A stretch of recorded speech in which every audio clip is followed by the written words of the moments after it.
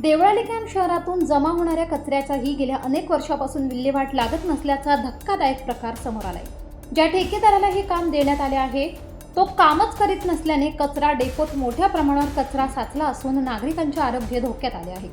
दारणा नदी किनारीच कचरा डेपो असून साठलेल्या कचऱ्यातून दुर्गंधीयुक्त पाणी तयार होऊन ते थेट नदीत मिसळत आहे।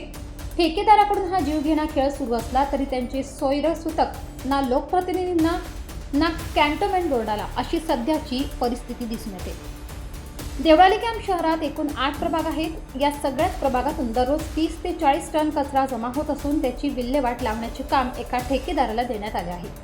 त्यामुळे कचरा जमा करून डेपोत त्यावर रीतसर प्रक्रिया करून विल्हेवाट लावण्याची जबाबदारी या ठेकेदाराची आहे।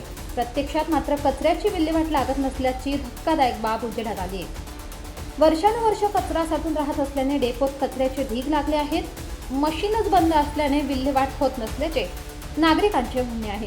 परिसरात मोठ्या प्रमाणात दुर्गंधी पसरली असून नागरिकांचे आरोग्य धोक्यात आले आहे। दुसरीकडे कचरा डेपोत काम करणाऱ्या कर्मचाऱ्यांची ही सुरक्षा ऐरणीवर आली आहे। हातमोजे सारख्या सुविधा पुरविल्या जात नसून एक प्रकारे त्यांच्याही आरोग्याशी खेळण्याचा जीवघेणा प्रकार ठेकेदाराकडून सुरू आहे। याकडे कॅन्टोन्मेंट बोर्डाने पद्धतशीरपणे दुर्लक्ष केल्याने दाद मागावी कुणाकडे हा खरा प्रश्न आहे। उत्तर महाराष्ट्र न्यूज, देवळाली कॅम्प, नाशिक।